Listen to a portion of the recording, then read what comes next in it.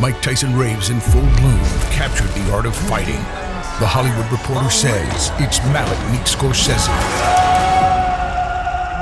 In full bloom. Available now on Amazon Prime Video.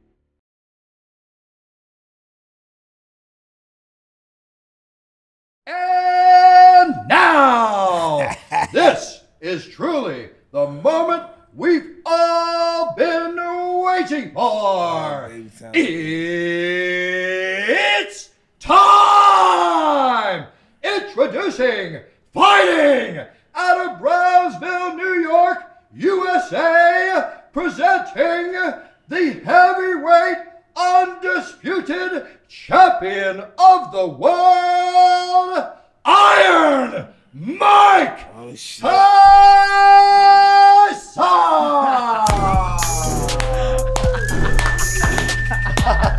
It don't get no better.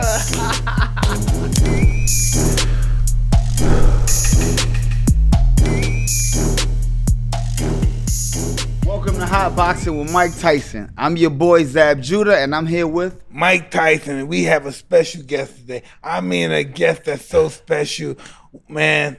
Bruce Buffer. Bruce, talk to the people. Oh, Mike, thank you. Talk to Just the an people. introduction by you being special, and it's really special for me, brother. No, listen. You have such an interesting life. You know, meeting your brother Michael, Yeah. and your guys happen to be doing the same stuff, and you're acclaimed too. You know, you guys are both on top of your game. And how's that feel? You know, it's amazing because back in the 80s, you know, when you were lighting up the ring and cover of Sports Illustrated, I'm following you like there's no tomorrow, and all the other great boxers of the era, because that was one of the greatest eras in boxing. That was really amazing. No. It was really question about it. magical. That's the magical. era. Magical. Every week we saw the best fight the best, right? And I'm a huge boxing fan. My dad was teaching me boxing as a kid. Right out of the womb, we're watching boxing on Saturdays, you know, Wide World of Sports. And it was boxing every week, boxing, boxing, boxing. Out comes this man, very handsome, debonair, James Bond looking, dressed to the nines, brought a whole new flair to the world of announcing. And I became a huge fan. But I had an issue because every time he came out and they flashed his name on the screen, it said Michael Buffer. I used to own telemarketing companies in my 20s, right? And this was before the internet. And like we all did back then, when you're in another town, you look in the phone book, you see if there's a Tyson, you see if there's a Buffer or whatever. I never saw my last name in a phone book in any city in the United States. And here's this man, you know, Michael Buffer, and I'm like, wow, what's going on? I started getting this weird feeling in my stomach. So I'm calling Don King's offices, Bob Arum. I'm trying to get a little more information on the man. And about 6 months pass, and people are coming up to me as he's getting more popular and saying, hey, is that your brother, Michael Buffer, the guy that goes, let's get ready to rumble? And I'm like, no, my brother's Brian, who I grew up with my whole life. So long story cut short, my dad and I are taking a road trip up to San Francisco one day, and I'm like, Dad, and I'm telling the same thing I'm telling you. People are coming up to me. It's almost daily now because boxing's the water cooler conversation on a Monday after the weekend fights. And I said, Dad, do you have any idea who this is? And I got this, Mike. I think that's your brother. Right? Your father's a hell of a dude, huh? What? I'm Rolling like 29 Stones. years old. I'm like, are you kidding me? And he said, well, son, I never told you. And he never told me. He was married briefly when he was around 20. It was during World War II. He was called overseas to do his part in the war. He came back. A child was born. A divorce ensued. And the last time he saw the child, I think, was when he was 2.5 years old. And, you know, it's one of those stories that happens, right? And so lo and behold, Michael was raised by foster parents. I know he explained that to you when he was on your podcast before, under the name of Huber. And when he went in the Army at around 20 during the Vietnam era, they said, your birth certificate says you're Michael Buffer, you're not Michael Huber, right? And he had great parents that raised him. And they stamped him as like, you're Michael Buffer. And had that not happened, we wouldn't be sitting here having this conversation right now. wow. So that's one of those forks in the road that happens in life. So he was doing an event out here at a small venue that the Goosens used to put their fights on in the valley that's no longer around. And my brother Brian and I were watching the fights with him that night, and we said, Dad, why don't you call, leave a message, see if he'll call you back. So my dad did. Michael called back. They got together for lunch. Turned out to be his son, right? Now I'm like, I might not have this age exactly correct, but I'm like 29. Michael's in the area of 43. You know, there's a 13-year difference. And with that being said, we got together for dinner as a family after they had that lunch. They got along very, very well. And in walks, I'll never forget this night, in walks Michael, looking as amazing as he always looks. I'm a huge fan. And like, okay, I'm a fan, but now this is my blood. This is my half-brother walking in. I can't even begin to tell you what that felt like. And we got along great. We all got along great. And from then on, with the companies I owned, I had 2 companies, successful, making the money, beach house, living the life, the whole bit. But I was traveling, and I would go to Vegas, I would go to New York, I would stop in to see the fights. Michael and I would have dinner, we'd go out together. 1992, Evander Holyfield Riddick Bowe 1 at the Thomas and Mack, sold out. So I'm in the audience, and I'm watching everybody going crazy when Michael's doing Let's Get Ready to Rumble. I mean, you got Nicholson jumping up and Hulk Hogan going nuts, and everybody's just going nuts, right? And this light bulb went off in my head, because I've been a marketer and a brander, a businessman before I'm an announcer my whole life, owning a number of different companies. I went back to my room that night, instead of going out and partying and playing blackjack and all the stuff we love to do when we're in Vegas. And I sat down, and I couldn't stop, Mike.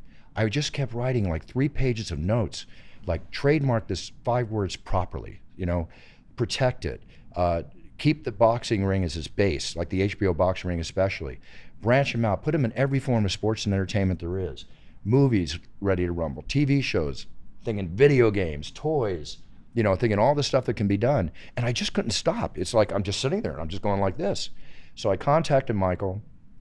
Again, long story cut short, I basically, in so many words, said, Michael, I want to make you richer and more famous than you ever dreamed, hopefully myself in the process. I'm willing to sell my 2 companies. I'm burned out. I'm not passionate about what I do anymore, because I live my life on passion. Everything I do with passion, right? And I had this passionate moment thinking what I could do with him as his partner. And I said, the best thing to do here is I want to become your manager, right? And I also want to become your partner. Because not only do I want to help you get in every form of sports and entertainment, take these 5 words, put it on the tip of everybody's tongue, make it part of American culture. I called it the clarion call to the pure integrity of the competitive spirit. That was my term for Let's Get Ready to Rumble. Like, doo-doo-doo-doo. Every time you hear it, it's like, we got to go out and do our thing, right? And Michael, in so many words, said, well, how are you going to do it? And I said, I don't know. But if I'm going to give all this up, you better believe I'm going to make this happen. Lo and behold, became his manager, became partners, started working it, due to his brilliant ability to perform and do everything he does so well. I mean, let's face it, he's legendary, the greatest announcer of all time, 100%. Right? There's no question. And I say that with complete respect and love for my brother. And it just went on and it caught on and everything started catching. And the first product I have, I would go to trade shows, around the country, and I go to Kinko's and make these promo kits. They cost me $15 a kit back then, because everything was different back then. And I'd stock up on them, and I'd walk the floors, and I'd shake hands and take names, and I'd see products that would be great with Let's Get Ready to Rumble on it, and I'd pitch to people on it. And I was just an animal. I go to the boxing events, and I'm shaking hands and taking names and making appearance deals for him any way I can, and things that come across Michael's desk, he's handing me to take care of for him. And it just started building, and within a year, our first product was a talking keychain. Right? It was a boxing glove. When you press the button, of course, Let's Get Ready to Rumble came out of it, right? And there was also a mug, that had like a football on it, for football, and you watch football and you press the button and drink it. It said, Let's Get Ready to Rumble. That was our first 2 products. Mm-hmm. And then it just started taking off, and our big hit was the Ready to Rumble boxing video game. Mm-hmm. If you ever played video games, it came out on the Dreamcast. Yeah. And when we came out with the Ready to Rumble boxing video game, in the first 24 hours, along with 9 other games that were released with the Dreamcast system, combined, it did like $97.1 million in sales in 24 hours, right? Which has been surpassed since then by Call of Duty and all that. But it was either Variety or Hollywood Reporter. Phenomenal. It was phenomenal. Yeah, it's phenomenal. It's yours. Yeah, exactly. And we're just, it's like we're making entertainment and sports history here as we go along.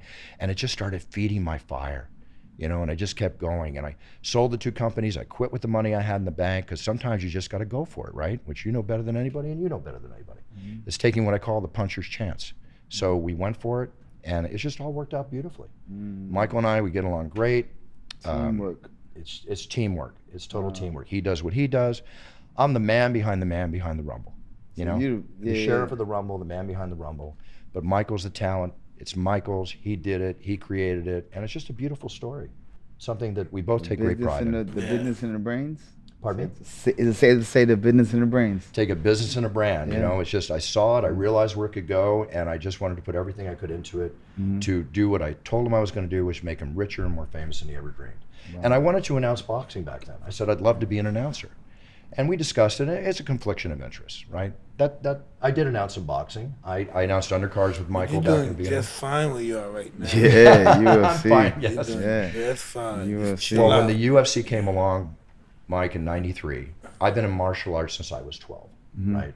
I've got 3 black belts in various styles. I've studied different styles. I boxed a lot. I did Which all styles are you? Which styles? that. Tang Soo Do, I'm a 2nd degree black belt. And I have a black belt in another hybrid style called Jiu-Jitsu Do. But I don't pretend to be a black belt in Jiu-Jitsu. It's the French savant person that created the Jiu-Jitsu Do that had it. He would bring me in and I would teach his black belts in Jiu-Jitsu. I would teach them striking, right? Because ground fighters don't always adapt well to striking, where I think strikers can adapt better to ground fighting when you teach them. Something I've observed. So I would work with his black belts, spar with them, you know, give them striking techniques and all to back up their jits. And like 8 months into it, he presented me with a black belt. So I got an honorary black belt, but I don't consider myself a black belt in Jiu-Jitsu. Yeah. Okay. So I'll go with all the others. You know what? I like that because I think I got something similar to that. You know, my father's a 9th degree black belt in Shotokan. His father, Oh, in Shotokan? Yeah, listen, his father, he's just interesting guy. He really, Is he? him and his crew back there really did this stuff. Yeah, really, my father How was- interesting he is. He had to come from somewhere. Yeah. Pops took it to a high level. And I was looking at it. I said, you know, you was in, what is it called? Tang Soo Do. It's Sudo. Korean. It's actually Chuck Norris's original Korean art that he started studying in the Air Force. And I grew up in Philadelphia, and I moved to Malibu when I was 15. My dad ran Fortune 500 companies, and we eventually moved out to Malibu.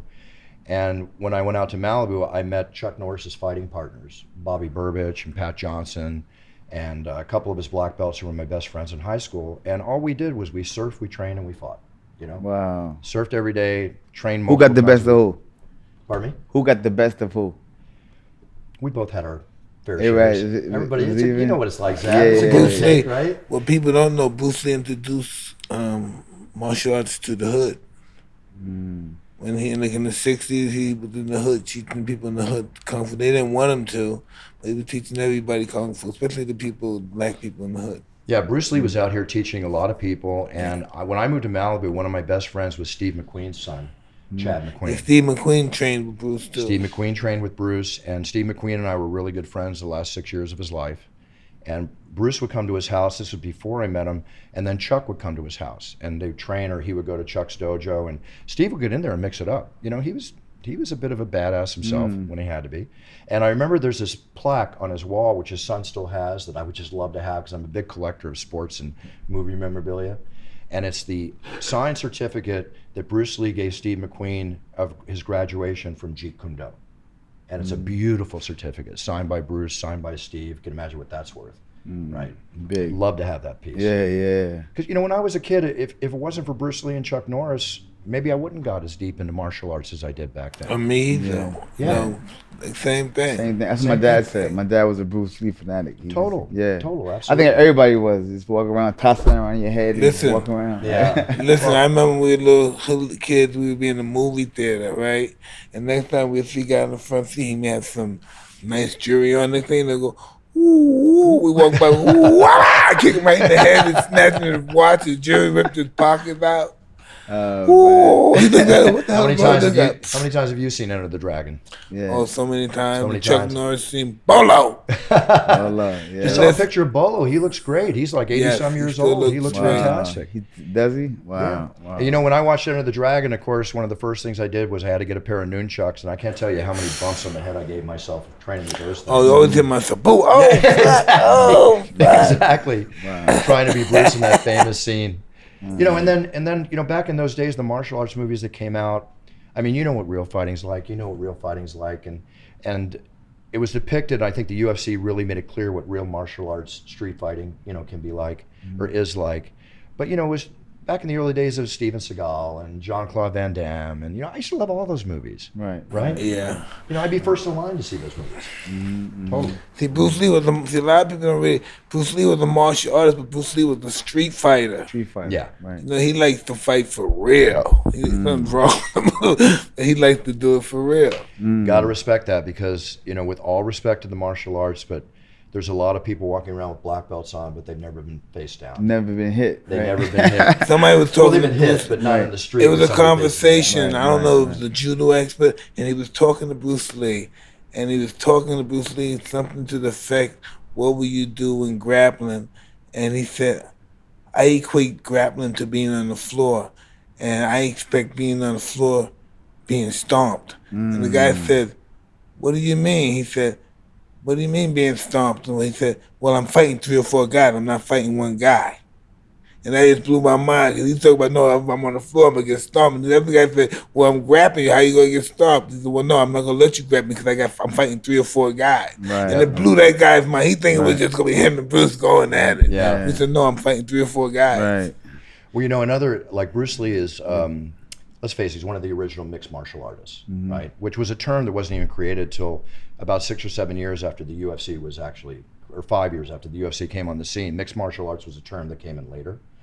But there's also another man, which I'm sure you're aware of, named Gene LeBell, who was one of the original mixed martial artists, one of the greatest grapplers ever, has been in a ton of movies.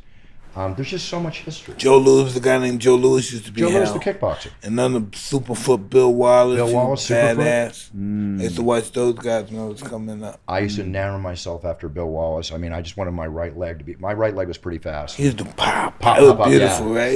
Yeah. Beautiful, yeah. Man, kid, let it Once fly. you see, you never forget it, right? No, never forget Never it. forget it. One thing that changed my life is when I figured all the training that I had and the altercations I've dealt with in my life, as we've all gone through. In 1991, a friend of mine, director John Milius, who wrote and directed Conan the Barbarian, was involved in writing Apocalypse Now, directed and was involved in Red Dawn, you know, the original Red Dawn film. He called me one day and he said, you know, I know you train a lot, but why don't you come train some jiu-jitsu with me? I said, I've trained some jiu-jitsu. He goes, well, you never trained Gracie jiu-jitsu, right? The Gracies. So he took me to a place in Torrance, which was the original Gracie Torrance gym, right? Dojo. And we go in, and out comes this skinny young kid, right? He goes, hi, my name is Royce. How are you? And he goes, come with me. So he takes me to one of their rooms, we're all padded up, go in, closes the door, and he looks at me, he says, I understand you do a lot of kickboxing. Let's go at it. Come at me. Take my head off, right? And I said, you want me to put on some gloves? He goes, no, just come at me, right? So we're alone. So I go at him, you know, I'm game. Pop, pop. Gets underneath my punches, takes me down on the They ground. know you waking up, shaking his Wake hand. me up. 45 seconds later, he's got me in a side choke, and I'm going out, right? Night, He's night. like, tap, tap, tap. So I tap, and I never forget this. He gets up in the guard, he straightens out his gi, and he looks at me and says, see, isn't it nice not to get hit in the face, right? Wow, that just changed a lot of theories. But, you know, I knew every street fight I was ever in, whether it was on the beach or on the street, it always went to the ground. At some point, it always winds up on the ground. This is also interesting. I noticed where I come from. Street fights don't last long. No, No, they don't last long. No. They last a couple. They don't last, listen, a minute for a street fight is a long. Street minute? Fight. Yeah. I think at 20 seconds, it's like, help me, Yeah. Mr. No. Whitman. Yeah. A minute for a street fight. If it's a minute, them two guys with skills. Yeah. They got some listen, kind of it's a skills minute. to Skill survive. going on at Yeah, that point, yeah, yeah. it's gotta be.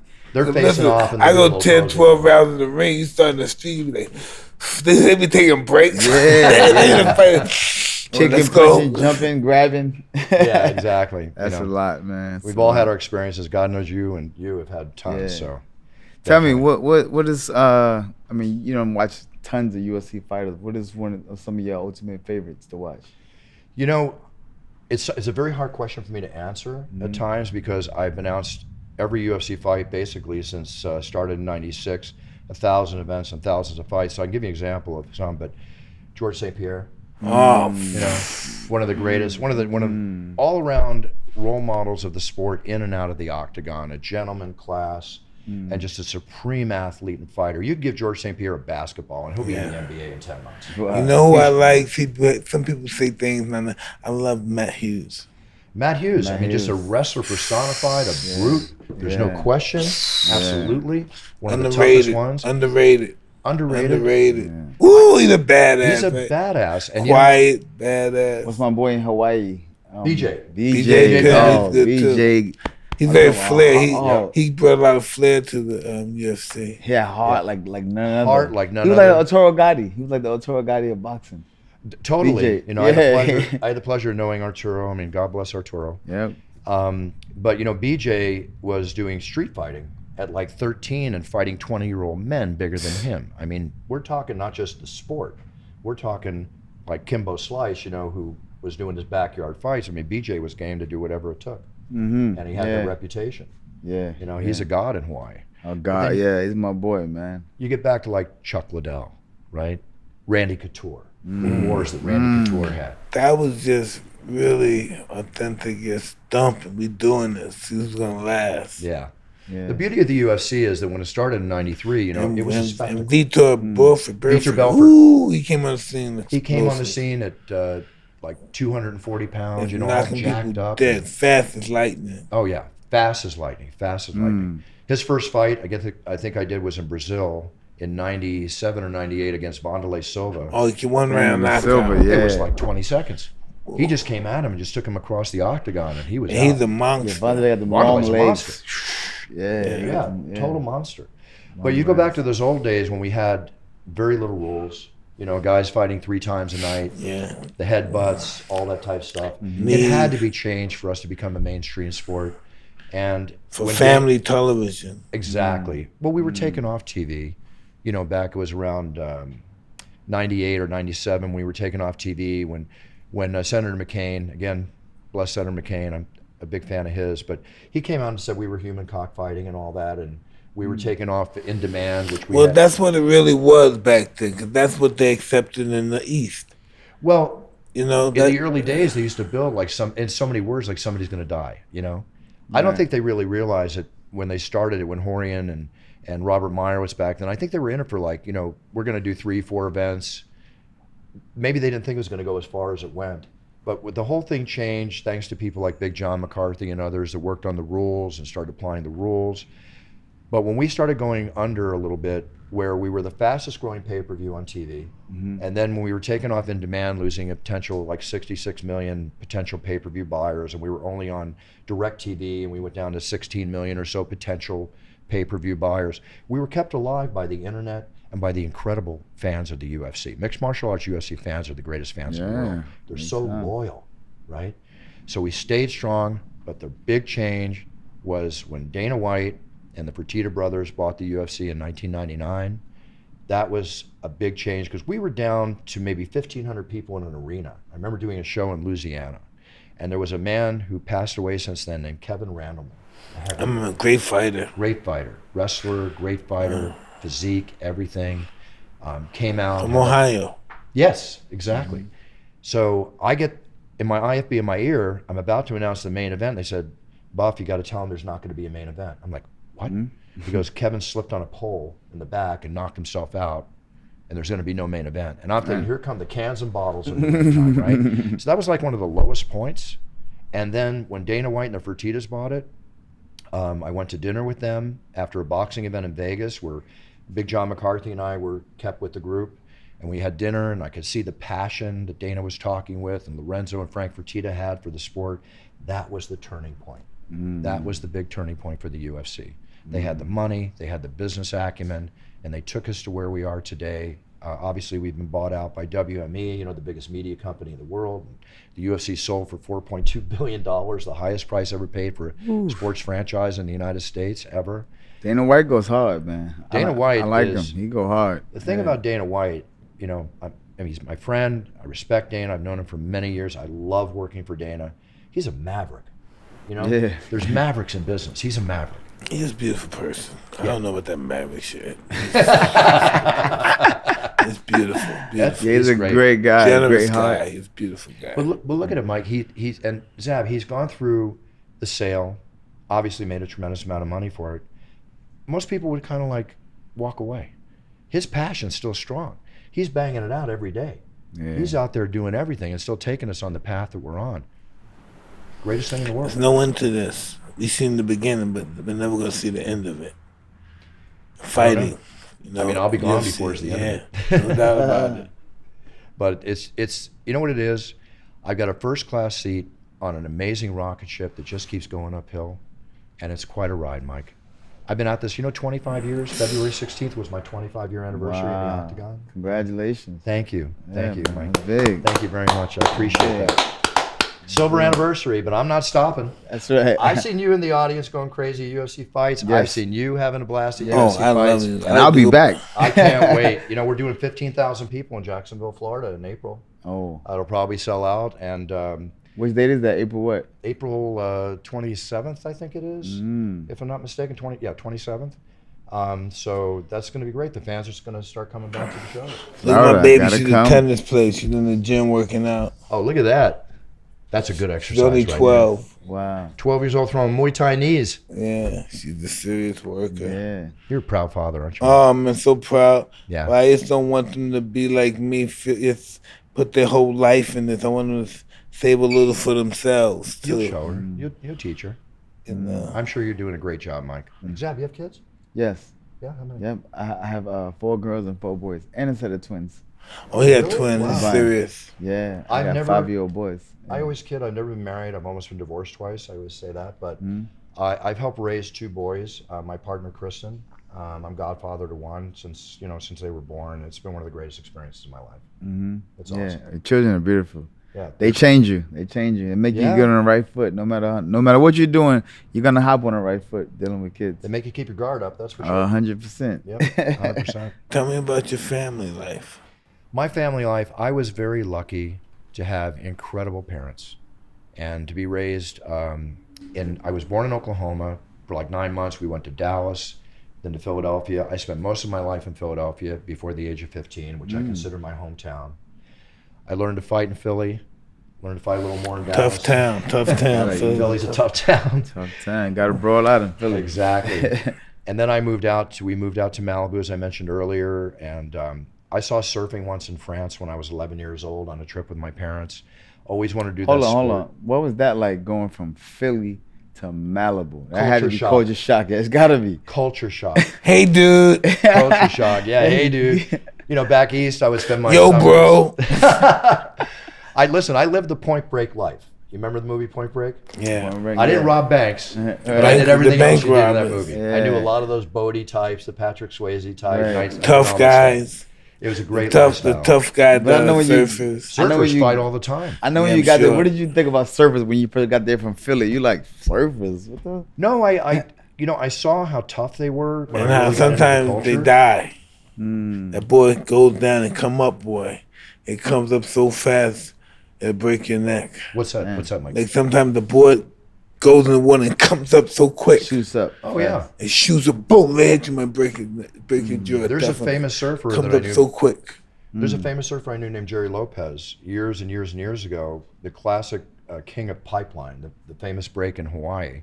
And he knows that break better than anybody. He was surfing. He took a bad fall. The surfboard went up his anus, right? It pierced him. He had to get the bag, the whole bit. I mean, surfing it's a tough sport. Yeah, you don't know. You got to be in That shape board to is surf too. dangerous. Yeah. Knock you out cold. Let's break your jaw. Hit you, boom, knock you out cold. Oh yeah, I cracked a rib with my surfboard the whole bit. But getting back to Malibu is like, I get there. I'm used to Atlantic City, Yeah. which all great. Dirty, though. You can't say It's not Malibu. You'll get your disease. You'll get your disease. Your foot start turning a cup Oh, yeah. of purple. But as a 15-year-old kid, I'm at the beach and there's all these blonde girls running out of the water. I'm like, this is not like Atlantic City. not This like is really Atlantic great. I'm City. in Nirvana right now. And they're friendly. And friendly, yeah. That blew me Not away. that they're not friendly back east. Let's not say that. No, they're No, not like friendly this, back not east. like no way. this. It's night and day. I'm an East Coast guy too, but no Listen, way. no, Okay, I'll listen. leave that one up to you, Zach. Yeah. I know in New York, you have to say, excuse me, what is your name? I would say, hey, I'm Jan. Yeah, they tell you ASAP. Like it's so cool. Yeah. I go to school USC. Well, I got into the surfing and, of course, doing school. And I had to go to Santa Monica to go to school. And I would surf every day. And then at Steve McQueen, where he lived, they had the best surfing spot in Malibu during 3 months of the Steve year. McQueen had some cool cars, huh? Oh my gosh. The car, his garage, it would knock you Yeah, no, out. he It was had so some incredible. cool His son cars. Chad still has a bunch of his cars. He's known to have cool cars. Total motorhead, just love What his you bikes. call it? I bought one of his cars. Oh, the Mustang? I believe it was the Entertainer, not Elton John. He used to be right. He used to live right next door to me.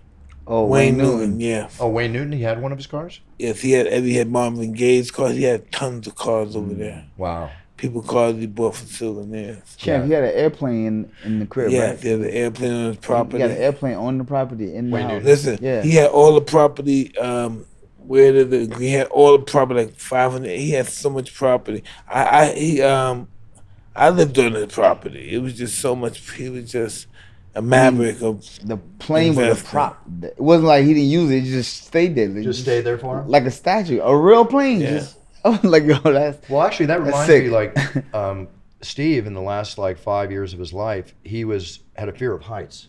So his way to overcome it was he started flying planes. But he would fly the double wing open cockpit planes, right? And I remember we were surfing one day in front of his house, and he came down and he did a whole loop-to-loop in the air above us. but with no top. Yeah, no top, open cockpit. I think one was called a Pitcairn, which was a nail-sided plane. Man. Stuff. But he had a big hangar up in Santa Paula, which was about a half hour north of where we lived in Malibu. And I would go up to visit him, and he had all his big collector. He had all his toys. He had tons of cars there, and he had his 2 planes there. And he just loved his, the lifestyle of just flying and being on his ranch with all his animals and his wife Barbara at the time, and just a really down to earth. Harrison Ford's a great plane rider as well. Yeah, it's crazy. I didn't go up in those planes with him, though. No, I couldn't do that stuff. No, little crazy. I get a little fear of heights myself. I'll take off in a big way, but I got a little fear of heights of myself. Yeah, I'm scared of that. I don't. But Malibu was a great style. I got into the whole Baywatch routine, the lifeguarding, and You meet I was great. like Frankie Avalon. You goes meet to great Malibu. people. You meet great people as well. Yeah. Yeah, great people. But it's a tough culture, and surfers fight a lot. Very territorial. Yeah. Yeah, very territorial. Wow. But can they fight? There were some tough guys, Yeah. and there's ones that couldn't fight, but they just wanted to fight, and they got the snot kicked out of them by the right guy. It's kind of tough to have a fight in the water with a surfer. You get knocked out. You in the water. You're gonna drown. Like that's a double. Well, double. when I- Usually you a wait couple till you get punches on get thrown land. in the water, or words get exchanged, but you know that when you get out on that beach, things are going to happen. Yes. Yeah, getting ground and pounded on the sand is a little different than the octagon. That saying don't give. And a lot of surfers at the time were very much like myself, very much into martial arts. So it's what it is. We all have That's our what own. it is. Oh, is that a water bag? Oh man, I love this bag. Hey Bruce, I beat the hell out of this aqua bag, man. It's going right through it, and it doesn't hurt my hand. That's why I love these bags. I love these bags too because, again, the whole water fill thing. I love the effect. I feel like I'm hitting somebody for real. You have a broken hand to hit this bag. It's perfect. And for me, with my shoulders, it's the perfect bag for me to work out I on. agree 100%. Yeah. I'm gonna keep one in all my gym. I'm put one in my house. My kids are gonna hit it. This is gonna be my life now. The aqua bag. The greatest bag for everybody. Aqua bag. Water is beautiful. It's better than leather. That's right. There you go. Water is better than What leather. did Bruce Lee say? Be like water. You like like water. water. Inform, baby. So, Mike, one of the things on my list that I've wanted to do for a long time, and I finally met the perfect partners for it. And I know you don't drink, right? No. But I came out with my own spirit, and I'm a big bourbon fan. But I created this with you in mind because of the title, and it's called Puncher's Chance. Oh, Puncher's Chance Bourbon. And we just came out with this last year. It's selling faster than we can make it. Yes. It's a big hit. We got a 95% taste rating from the board, one of the highest taste rated I have bourbons in the friends that market. do drink. You do? Yes. Well, then this is for you, Mike. So this was made for you. In essence, again, the spirit we had is Puncher's Chance. Puncher's Chance. I've been an underdog my entire life in everything I've done, even when I sold the companies and took over Michael, and everybody was telling me, like, really? You're going to do that? I said, yeah, I'm going to make this happen. So Puncher's Chance, right? One punch can change the whole life. 100%. Check it out, Mike. 100%. One The punch. admonitions we write on the back and the whole bit. One punch. One punch. Zab, I didn't know you were going to be here. I brought one hat. Oh, dope. That's So- so good. Yeah. Do you wear hats, Mike? Not really. No, do you wear hats, Zab? Yeah, I wear hats. Yeah. Thank you. Punches, Thank you. chance, everybody. Puncher's You gonna Chance. leave that here? That's for you, Mike. I'm really proud about that. So that's it. So there you go. Yeah, nice. So this is gonna, in bars, this is gonna be cool, right? Like, give me a shot of Puncher's Chance and you're next. That's it. Well, wait, I don't want to cause any problems now. I don't want any liabilities. No, but that's the good thing. That's gonna be a good kind thing. Guy of cool. coming at the press, I gotta punch his chance. That's There right. you I go. got Puncher's There you go. Chance. But Shot of this and I'm I good. can't say enough about it. Working on different things, and like it's fun. It's like the video games I made and the toys I made with Michael, and we have other products coming out. I've got my own cologne and toiletry line coming out, and an energy product line. So you know how it is, Mike. You know, you got your IP, you got your brand. Zab, you understand too. You know, It's a lot of work. Yeah. It is a lot of Not work. as easy as people think it is. No, it's not. You got to sell the company. Yeah. It's just, you got to build it up to sell it. You got to build it up, and you got to That's make it work. You 100%. got to watch over it. These are problems that I'm looking forward to right now. Good. They're good problems to have. I'm Yeah, building my company, they're great building them problems, up. but you're going to have There's challenges. great problems, challenges, cool challenges. Life is all about challenges. Yeah. Hey, listen, guys, coming from Brownsville and Philly, I think that we happy to have these kind of challenges. Of course. Absolutely. No joke, no joke. Similarities in life, but all of our That's what experiences are Milton Berle told me that. God bless his soul. In 1990, I guess I lost my fight to Buster. I said, what I said? I said something like, oh, man, I really failed. He said, no, you didn't fail. You just made $30 million. You failed when you got to go back to Brownsville. You can't get back. Right. That's when you fail. I said, whoa. Right. One thing I always remember about you, Mike, is that cover you had on Sports Illustrated. You know, when that first story I read about you, I'll never forget that. I thought, this is the baddest mofo I've ever seen. You know, I just glued to every one of your fights, Thank and I you had the very pleasure much. of watching you fight live too. You know, and on more than one occasion. It's just Thank you. memories that those days of boxing, I don't think It's they've been just- equated. So were you one of those that Mike trained to get your popcorn and drinks and stuff and sit down before the bell rings? Back in the day, if you was to go to, they come in on the main event, come in on No. the third round, second round. That's not me. So you was there when the I'm bell there rung, from the ding. first fight. That's dope. I'm there That's from the. dope. I'm there to watch a night of fights. Okay. I mean, you're either a boxing fan or you're not. That's one thing in Vegas. It's funny, you know, when the big fights happen, like you said, and all of a sudden the co-main or the main comes around, suddenly it's right. all full. Right. It's like, wait a minute, you just missed. And some then great also you battles. get a quick knockout. Then you know you're You back miss in the it. room with your fans and talking crap. You hanging up with you back smoking. Yeah. It's like in the UFC too. You know, Dana gives usually a $50,000 bonus to the fight of the night or the performance of the night. I can't tell you how many times it's been like the very first prelim at 4 p.m. Right? Gonna go to a night. I go to a night of fights. I'm going to a night of fights. Everyone, huh? So the Everyone. fight of the night might go to somebody that fought 1 o'clock in the afternoon. Exactly. Wow. Exactly. That's Yeah. dope. Yeah. I mean, they're there to prove themselves. Yeah. You know, Yeah. I think the minimum in the UFC more than any other MMA organization is, at a minimum, you get $10,000 to show and $10,000 if you win.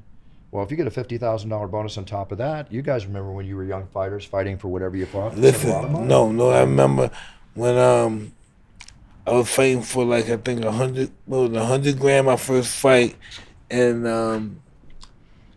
they were saying that he's too young to fight a main event because he's only 18 and he can't fight a main event. And I wasn't mad. Only I was mad at the person that I wasn't gonna get the money.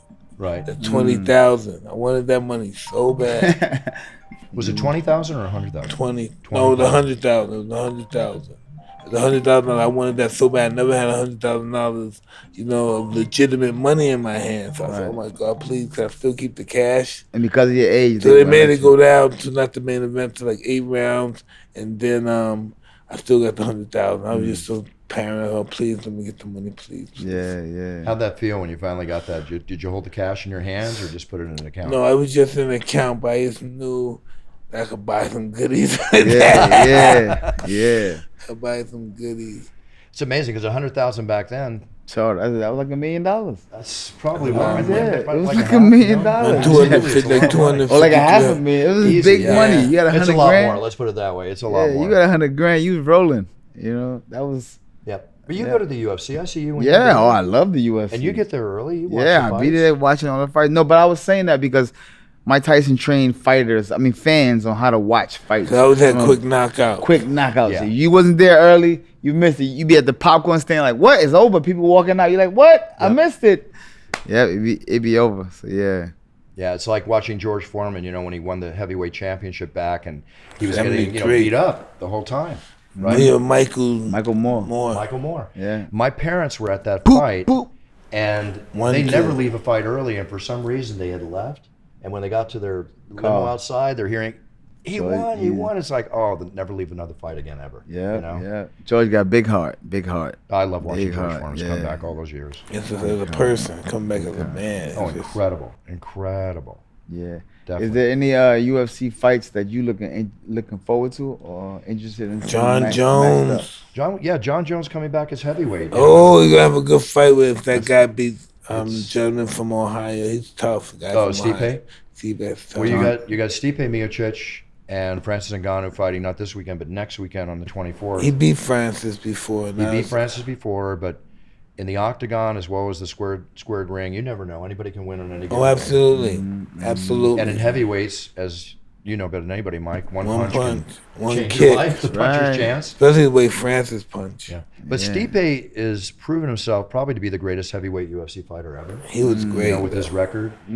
Francis is a beast. I can't wait to announce that fight. And then Jon Jones, as I understand it from Dana, what I've read in the press, because I'm as privy to the news as you are when I read it, is that he gets the winner of that fight. Oh, Jon Jones, one of my favorites. He's one of my favorites too.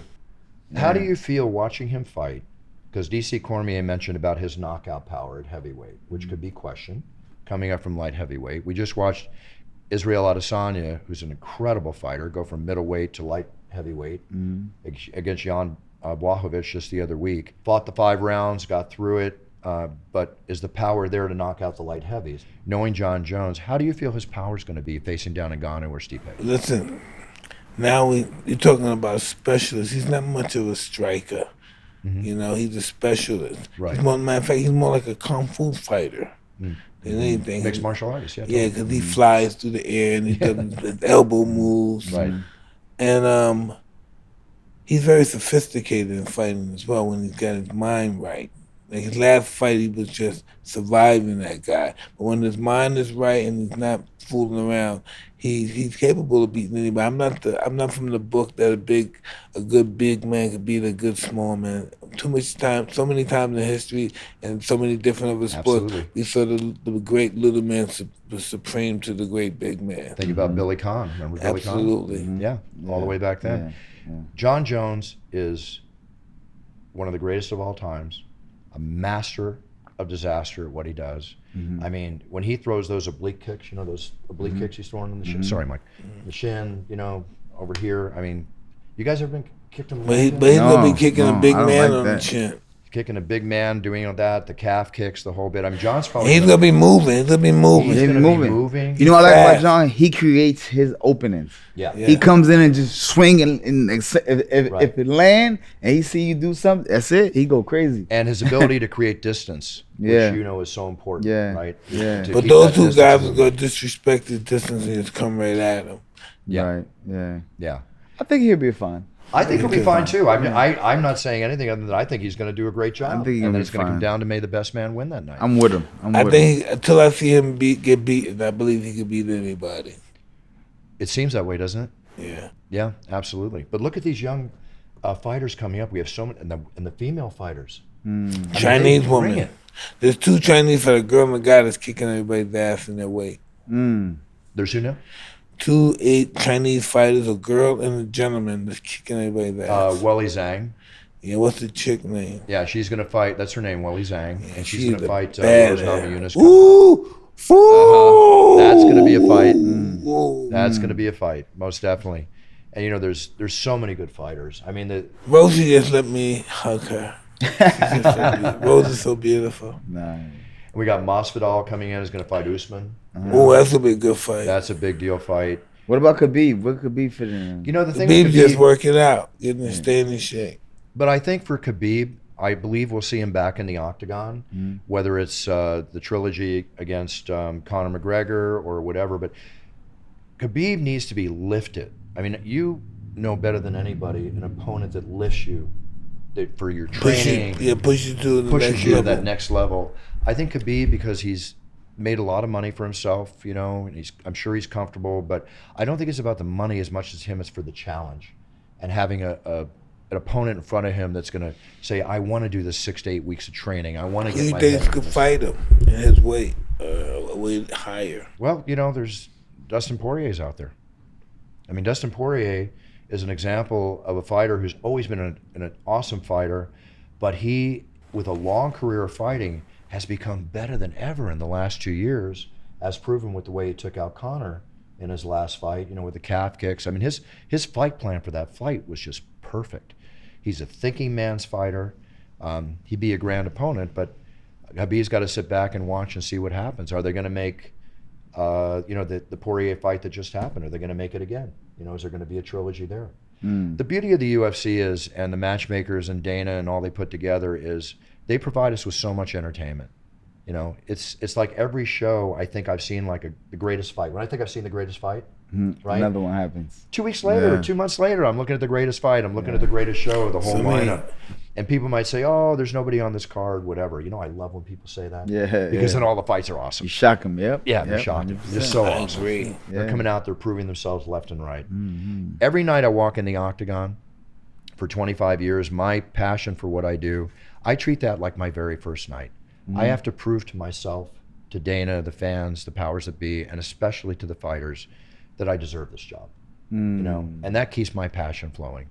I'm going to go out there Saturday night coming up, going to give it my all. Pay-per-view next week in Gano, Stipe, going to give it my all. You'll never hear me talk about last week. I'm always looking to the future because we're only as good as we are today. That's just my attitude. Well, I want to take you back right quick. Tell me about the elevator. What happened with the fight in the elevator? Oh, man. Tell us about that.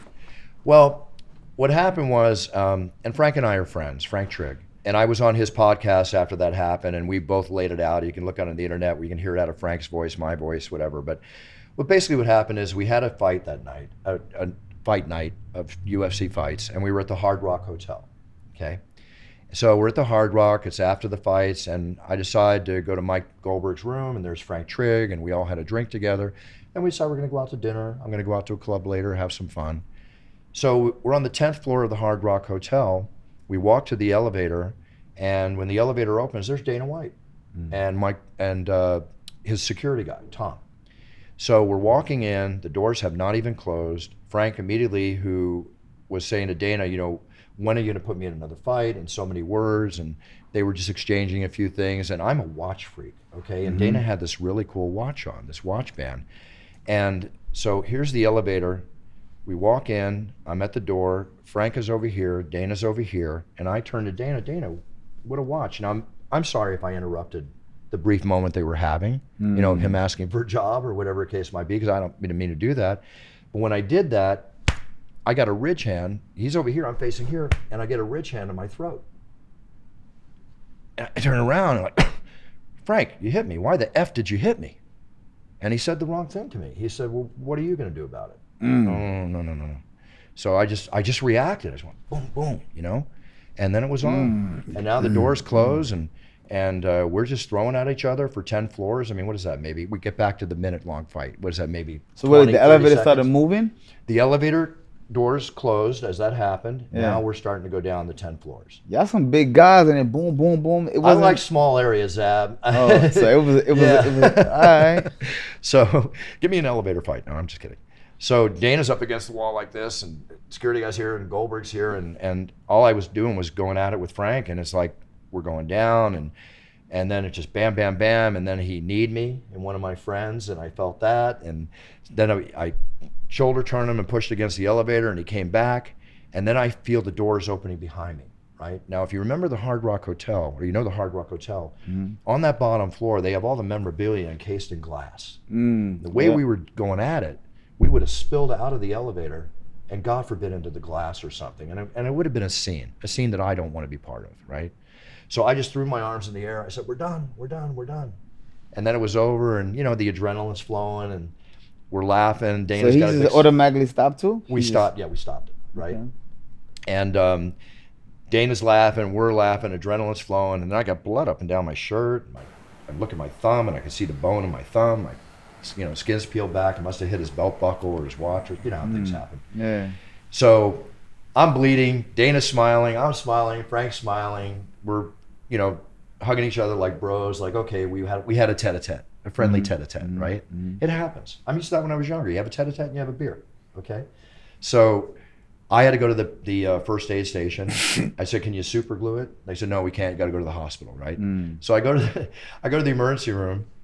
It's empty. I walk in. I'm sitting in the room waiting for the doctor to come in. I'm hearing my voice in the next room announcing the fights because they're watching the repeat. And the doctor walks in. He's like this, what the heck are you doing here, right? So I got like 7 stitches, tetanus shot, $500, whatever. Went out, had a good time afterwards.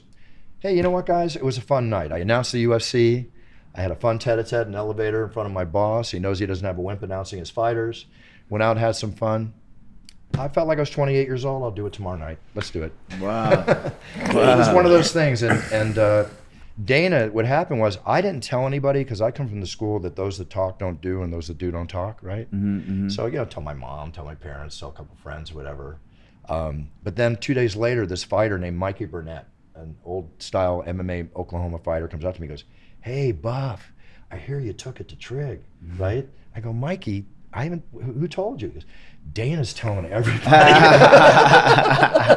Dana can't hold water. Huh? Can't hold it. He's like, So that was that. You know, there's so many stories. You guys have a ton of stories in the Naked City in your careers, and I could tell you so many stories. You know, brawls at after parties. I was in a street fight with Chuck Liddell and Tito Ortiz in London, the famous. Wait. Okay, go ahead. The two of them got into a fight? No. It's the famous story. It's kind of an urban legend type story, but it's always been told. There was a guy named Lee Murray, who was an English. Some people called him a gangster, whatever. But he fought in the UFC, just like Tommy Hearns. Just looked like Tommy Hearns, sinewed steel. You remember Tommy's body, right? Yeah. Just could fight, long arms. You know, you really need to practice your distance with a guy like that. So I don't know what happened, but we were walking out, and I was with Tito and Chuck. We were all inside having a good time, partying. The Fertittas were there, the whole bit. But anyway, we walk out, and Pat Miletich, somebody was on Pat's back and kind of like playing with him, choking him. But I guess somebody took it the wrong way. It was a friend of Tito's that was on his back doing that. Somebody took it the wrong way, came up, cold cocked him. He went down. Taxi cab ran over his arm, and all hell started to break loose. Damn. So everybody starts, the things are happening. Tito goes this way, Lee Murray goes that way. What I understand is they went at it, and Lee Murray knocked Tito down. But when you're in a street fight and you have a choice with, and Chuck Liddell was there, I don't care who else is there, you follow Chuck Liddell. So I followed Chuck Liddell, and I took care of his back, made sure nobody got on his back, and it was like watching a movie. I mean, Chuck's just throwing punches and people are just dropping. He's like, bam, bam, hammer fist down, boom, boom, boom, just walking through the crowd, right? It was just one of those nights, you know? Things happen. Yes, they do. Yeah. When you're hanging out with ultimate fighters, But, shit you know, happens. the martial arts code, the boxing code, blood and honor, right? Respect, as we're taught as martial artists. The UFC fighters that I've met, as well as the boxers, it's amazing when you realize how awesome professional fighters can be as human beings. I mean, let's face it, it is the loneliest sport in the world. When that ref says go, when that octagon gate closes, when It's you're in the lonely boxing before ring, you even get in the ring. Just the you week train with of your the crew the whole fight. time. Yeah, that No, fight the week starts, of the it's you and fight. him. Like when I announce the fighters, I never take my eyes off them, and I don't stand center. With all respect to other announcers, I have to move. I've got to. But that looks good. That's more flamboyant. Yeah, but I'll get in their space. You know, I'll get over, and guys like Chuck or Mirko Krokop is like, they just pop, get out of my space, you know. But it's like there's a mutual respect there, and I want to take, when I'm announcing a fighter, God, I wish I could announce you guys in your prime. I would love to have that experience. But I want to take you what I can, give you everything I have to take you to that next level. You're already enhanced to where you are, but I have to try and take you that next level. And it's just such a moment because I'm looking into the eye of the tiger. I'm looking into your eyes. And I've seen fear in fighters' eyes. I won't mention the names. But that octagon gate is closed, and you could tell that 8 weeks of training is maybe they're forgetting it right there. You know, that fear factor, even though they're professional, especially when they're at their very first fight in the octagon. When I've like whipped to the side, to the blue corner, I've seen a couple of fighters go, whoop, like that. But you it's start okay, thinking in your head, like, are you really ready? Like, oh, they're ready. That's They're crazy. man. I can't say enough about the UFC Octagon Warriors as well as the boxing warriors. My respect factor is just through the roof. That's dope. That's dope. Totally. Would you ever do a podcast? I have my own podcast. You still do? The It's Time podcast. It's time. I've actually had it for almost 13 years. I'd love if anybody wants to tune in, just look up Bruce Buffer, It's Time podcast. I have actors, fighters. It's a lifestyles podcast. Yeah. You know, we talk collecting. We talk about a whole bunch of different stuff. Mike, love to have you on the show, and Zab. I would love to be on the show too. Yeah, Definitely. we're gonna do that. But please, if check it out, guys. I'm sure you'll enjoy it. If you're UFC fans, you'll really enjoy it. Okay. Thank you so much. I love UFC. Love you too, Mike. UFC. Well, yo, before we get ready to go, We're you going. got your biggest opportunity. It's your chance. In your words, put it together. Introduce your perfect night of introducing Mike Tyson. Oh shit! Let's do it, baby. Okay. Let's hear it. Holy shit! Brownsville. Brownsville, Brooklyn. And now, this is truly the moment we've all been waiting for. Baby, sounds It's time! Introducing, fighting out of Brownsville, New York, USA, presenting the heavyweight undisputed champion of the world, Iron Mike Oh shit! Tyson!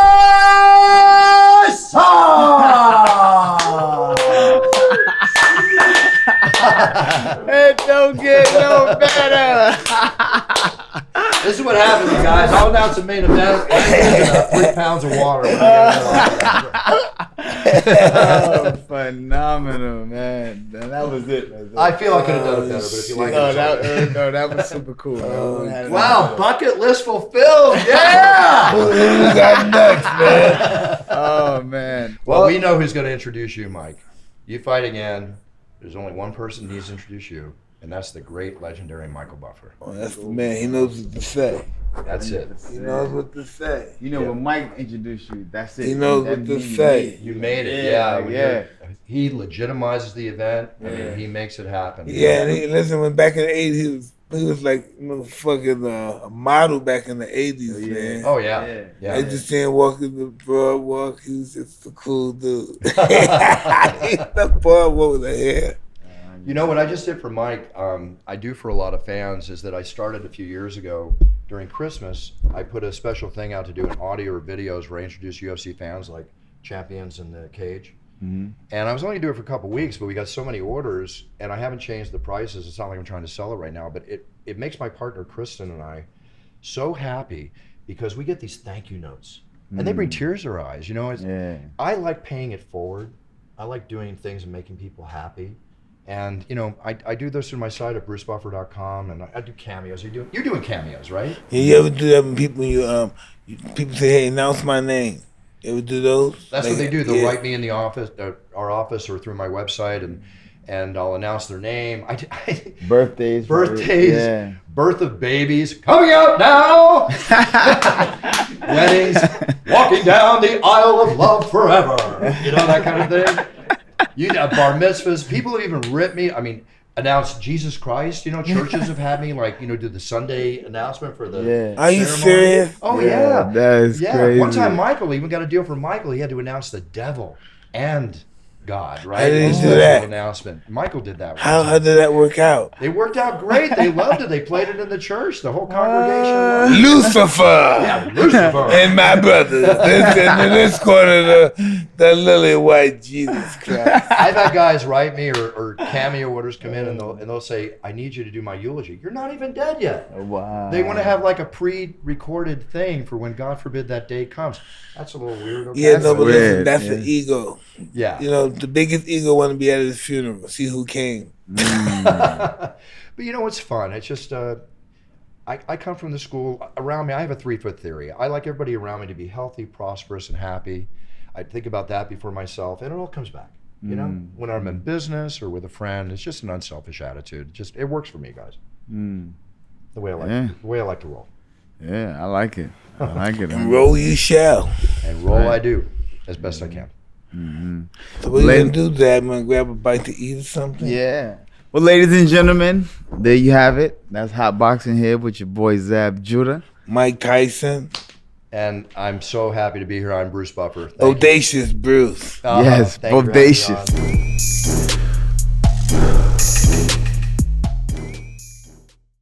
Mike Tyson raves in full bloom, captured the art of fighting. The Hollywood Reporter says it's Malik Meek Scorsese. In full bloom. Available now on Amazon Prime Video.